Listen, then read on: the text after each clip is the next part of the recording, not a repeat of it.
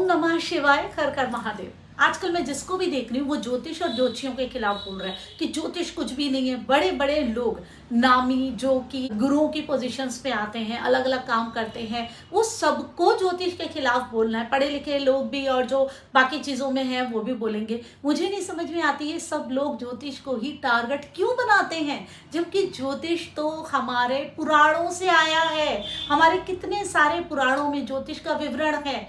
नारद पुराण में विवरण है, विष्णु पुराण में विवरण है। तो इसका मतलब वो लोग हमारे पुराणों के ही खिलाफ बोल रहे हैं। देखिए, हम लोग अगर ज्योतिष कर रहे हैं, हमने तो नहीं बनाया, हम उस विद्या को कर रहे हैं जो हमारे संस्कारों में है, हमारी संस्कृति में है, जो हमारी धरोहर है। आप अपनी धरोहर के खिलाफ बोल रहे हैं। बताइए, अपने ही देश की ऐसी चीज जो आपकी पुराणों से जुड़ी हुई है उसके आप खिलाफ बोल रहे हैं, तो मतलब आप अपने पुराणों के भी खिलाफ हो गए। एक ही पुराण में नहीं है, काफी पुराणों में हमारे ज्योतिष के बारे में।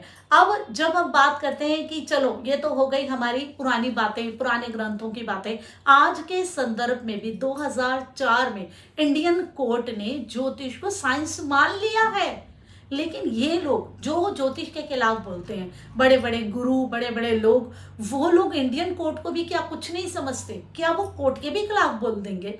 ठीक है, आप पहले तो हमारे संस्कारों के, हमारे ग्रंथों के खिलाफ बोल रहे हैं, हमारे पुराणों के खिलाफ बोल रहे हैं, उसके बाद आप इंडियन कोर्ट के भी खिलाफ बोल रहे हैं। जब कोर्ट ने 2004 में साइंस मान लिए और अब तो 2023 है, अब तो 19 साल हो गए हैं। इतने साल हो गए हैं ज्योतिष को ये रुतबा मिले हुए, अब तक आप ज्योतिष को स्वीकार ही नहीं कर रहे। इतने सारे ज्योतिषी बनते ही जा रहे हैं, लोग ज्योतिष करते जा रहे हैं, ज्योतिष के नाम पे कुछ भी करते जा रहे हैं, वो एक अलग मुद्दा है। लेकिन आप ज्योतिष को तो गलत नहीं साबित कर सकते। जो हमारे पुराणों से आई है वो चीज़ जो कि हमारे संस्कारों में है, हमारी संस्कृति में, और इंडियन कोर्ट ने भी उसको बोल दिया। तो आप लोग इतने बड़े बड़े ओहदे पे बैठे हुए हैं, बड़े बड़े लोग हैं, कम से कम इतनी नॉलेज तो ले लीजिए कि आप जिस भी चीज़ के खिलाफ बोल रहे हैं वो है क्या। आखिर हम कहाँ से लेकर के कर रहे हैं? हम अपने मन से तो नहीं बोल रहे ना, हमारे ग्रंथों में इसका विवरण है और हमारे गुरुओं ने बैठ के, महर्षियों ने तपस्या की है, ज्ञान लिया है, उसके बाद उन्हें उन ग्रह नक्षत्रों की नॉलेज मिली है जो आज की डेट में लोगों को वहां जाके मिली है और बहुत सारे यंत्रों से मिली है। वो हमारे देश ने तभी ले ली थी। हमारी जो ज्योतिष की गणनाएं हैं वो भी वही हैं जो नासा की हैं। आप मिला लीजिए, चंद्रमा में पानी हम बहुत पहले ही बता चुके थे। मुझे नहीं समझ में आती आधार क्या है उन लोगों का ज्योतिष को गलत साबित करने का। ज्योतिष किस चीज पे बेस है? चलिए इन चीजों को भी आप हटा दीजिए। हमने पौराणिक चीजें भी हटा दी, हमने ग्रंथ भी हटा दिए, हमने इंडियन कोर्ट की भी हम बात नहीं करते। हम बात करते हैं ज्योतिष की थ्योरी की। ज्योतिष की थ्योरी किस चीज पे काम करती है? हमारे कर्मों पे काम करती है। जैसे हम कर्म करेंगे वैसा हमें फल मिलेगा। अगर हम अच्छे कर्म करेंगे हमें अच्छा फल मिलेगा। कर्म हमारे मन से भी होने चाहिए, मतलब हम किस भावना से कर्म कर रहे हैं वो भी जरूरी है। ये नहीं कि हम सिर्फ कर्म कर रहे हैं। अगर कोई किसी को थप्पड़ मार रहा है उसके भले के लिए, जैसे टीचर उसे मारती है, माँ मारती है, कर्म तो थप्पड़ मारना है, लेकिन भावना क्या है कि वो बच्चा पढ़े, उसने कोई गलत काम किया तो वो भावना अच्छी हो। तो भावना को साथ में लेना होता है। कैसी भावना से कर्म किया जा रहा है, क्या कर्म किया जा रहा है, उसके हिसाब से फल मिलेगा। तो क्या वो लोग कर्म के सिद्धांत को भी नहीं मानते? ज्योतिष में यही तो कहा जाता है, जैसे भी आपने कर्म किए हैं उसके हिसाब से जब वो ग्रह स्थिति बनेगी तब आपका जन्म हो जाएगा कि आपको कैसे फल मिलने चाहिए आपके कर्मों के हिसाब से। और एक ही जन्म में सारे फल नहीं मिल जाते, अलग अलग जन्मों में हम उन चीजों को भोगते हैं। तो आप इसका मतलब कर्मा की थ्योरी पे भी नहीं मानते। आप नहीं मानते कि आप किसी बॉल को फेंकेंगे तो वो पलट के आपके पास आएगी। हर चीज का जो भी हम कर्म कर रहे हैं उसका वैसा ही रिएक्शन हमारे ऊपर होने वाला है। ये सब भी हम साइंस में पढ़ते हैं। लेकिन ज्योतिष में तो हम कर्मा की थ्योरी पे काम कर रहे हैं। जैसे हम कर्म करेंगे हमें वैसा फल मिलेगा। हम तो कह ही नहीं रहे कि हम किसी और के कर्मों की सजा भुगत रहे हैं। हम अच्छे कर्म करेंगे तो हमें अच्छा मिलेगा, हम बुरे करेंगे तो हमें बुरा मिलेगा। सारी थ्योरी इसी चीज पे बेस है। आपने कैसे कर्म किया वो आपकी कुंडली में आपका नवम भाव बताएगा। इस जन्म में आपको क्या क्या चीजें मिली हैं वो आपका पंचम भाव बताएगा। सारी चीजें उसी पे ही बेस है और उन प्रेडिक्शंस पे हम काम करते हैं और वो वर्क करती हैं, बिल्कुल वर्क करती हैं। ज्योतिष की हर थ्योरी काम करती है। जब हम, और मुझे एक चीज और नहीं समझ में आती, आप लोग क्यों नहीं समझते हैं ज्योतिष अलग होता है, टैरो कार्ड अलग होता है, लाल किताब अलग होता है, ये सारी चीज़ें अलग अलग हैं। देखिए, जो भी चीज़ों से हम भविष्य के बारे में बता रहे हैं, हम उसे ज्योतिष नहीं कह सकते। जब हम ग्रहों नक्षत्रों के बारे में नॉर्मली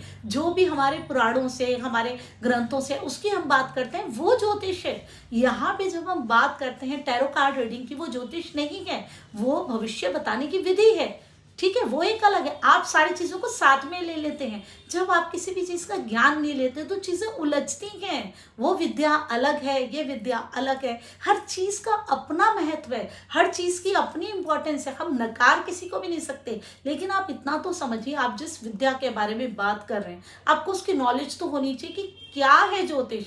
आप लोगों को कुछ भी नहीं पता होता है किसको ज्योतिष कहते हैं। लोग हाथ देखने को भी ज्योतिष में ही डाल देते हैं कि आप भाई जो भविष्य बताता है वो ज्योतिष हो जाता है। ऐसा नहीं होता है। भविष्य बताने के बहुत सारे तरीके हैं। जो ग्रह नक्षत्र तारों के हिसाब से प्रॉपर गणना करके जो बताते हैं वो ज्योतिष है। और उसको समझिए, वो हमारे पुराणों से आई हुई विद्या है। इंडियन कोर्ट ने उसको 2004 में विज्ञान मान लिया। आप नहीं माने, वो आपकी इच्छा है। आप कोर्ट की बात भी नहीं मानते, आप बहुत इंटेलिजेंट है। इसका मतलब आप कोर्ट की बात नहीं मानते, आप पुराणों की बात नहीं मानते, और आप कर्मा की थ्योरी पे भी विश्वास नहीं करते। तो फिर तो मैं आपके लिए कुछ भी नहीं कह सकती। फिर तो आप कुछ भी कह सकते हैं किसी के बारे में। फिर आपको कुछ कहने का कोई मतलब ही नहीं है। जब आप इन तीनों चीज़ों पे ही बिलीव नहीं करते तो फिर मैं क्या कहूँ। देखिए, अगर आप किसी भी विद्या को नहीं जानते हैं तो उसके खिलाफ मत बोलिए। हम लोग जो ज्योतिषी हैं वो लोग अपना पूरा जीवन इस ज्योतिष में लगा देते हैं। इतना ज्ञान है इसमें, अथाह सागर है। ये तो ऐसा है कि आप डूब जाए तो आपको पता चले। जो उसके खिलाफ बोलते हैं ना, जरा एक बारी सामने बैठ के बात कीजिए ग्रहों की, अपनी कुंडली दिखाइए या किसी चीज़ पे चर्चा कीजिए। जरा सौम्यता से समझिए तो सही कि ये हमारी कौन सी शिक्षा है, ये हमारा कौन सा ज्ञान है जो कि हमें कहाँ आध्यात्म तक पहुंचा देता है। जब आप इस चीज़ को समझेंगे तो आपको खुद ही लगेगा कि आपने क्या बोल दिया या आपने क्या कर दिया। अब वो तो वक्त ही बताएगा कि कौन क्या सोचेगा। लेकिन हम लोग ज्योतिषी हैं तो हमारा तो काम ही है कि हम ज्योतिष के पक्ष में बोलें, क्योंकि ज्योतिष हमारा गौरव है, मनोरंजन नहीं है। आप लोगों के मनोरंजन के लिए, ज़्यादा लोगों को अपनी तरफ अट्रैक्ट करने के लिए आप ज्योतिष के खिलाफ बोल देते हैं। लेकिन ये हमारे देश का गौरव है, ये हमारी धरोहर है। हम इसे मनोरंजन थोड़ी ना बनने देंगे। तो उम्मीद करती हूँ कि मेरी बात को आप समझे होंगे।